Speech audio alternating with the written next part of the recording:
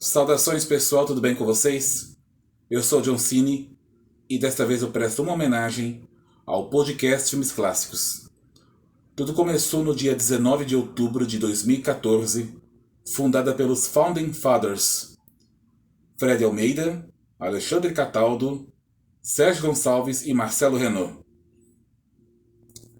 Dia 1º e dia 15 de cada mês sempre tem um episódio inédito do podcast Filmes Clássicos.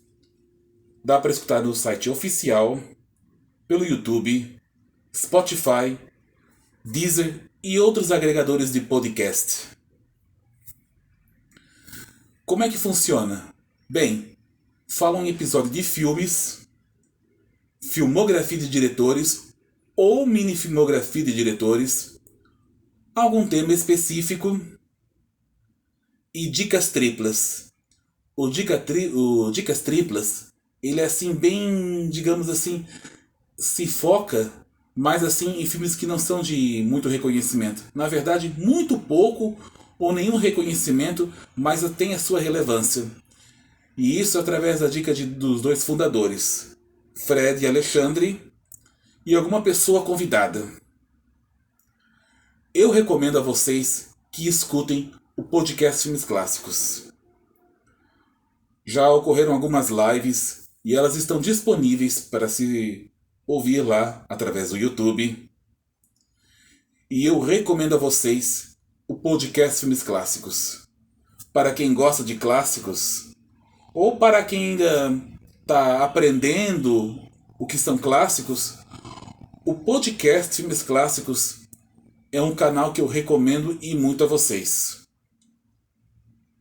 Então é isso, e também eu quero dar os meus parabéns aos 10 anos do podcast Filmes Clássicos por trazer tanta riqueza de cultura, conhecimento e informações enfocado sobre os filmes clássicos, é claro.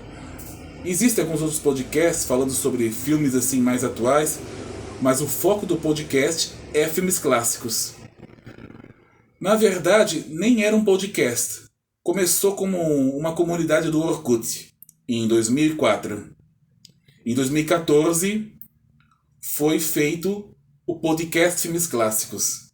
E desde então, é um sucesso atrás do outro. Tem filmes aí que a gente vai conhecendo, tem os filmes que a gente já conhece. Quanto aos dicas triplas, é bem interessante porque tem filmes assim que a pessoa não tem a menor ideia do reconhecimento. E isso acaba puxando para outras ideias. Por exemplo, um diretor que a pessoa não conhecia.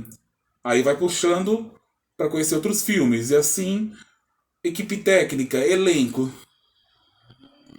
O podcast Filmes Clássicos foi o primeiro podcast de filmes clássicos que começou a ter no Brasil.